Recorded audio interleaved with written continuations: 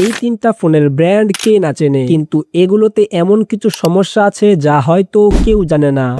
Number 3, Samsung Galaxy A26 5G gaming performance এই দামের সবচেয়ে শক্তিশালী নয়। 25 ওয়াট চার্জিং এখন বেশ ধীর, তাই পারফরমেন্স বা ফাস্ট চার্জিং চাওয়া হলে আরো ভালো অপশন আছে। Number 2, Redmi note 15 4G 5G নেই, পারফরমেন্সে বড় কোনো জাম্প নেই, একই বাজেটে আরো ফিউচার প্রুফ অপশন পাওয়া যেতে পারে। Number 1, Realme C100X 8000 mAh battery দারুণ হলেও ইউনিসক T7250 হার্ডকোর গেমিং এর জন্য শক্তিশালী নয়। ডিসপ্লে 120 হার্জ হলেও অ্যামোলেড নয়, তাই শুধু বিশাল ব্যাটারি দেখে এটাকে সব দিক থেকে সেরা ভাবা ঠিক হবে না। এবার বলুন আপনার মতে কোন ব্র্যান্ডের ফোনে মার্কেটিং বেশি কিন্তু ভ্যালু কম? কমেন্ট করে অবশ্যই জানাবেন।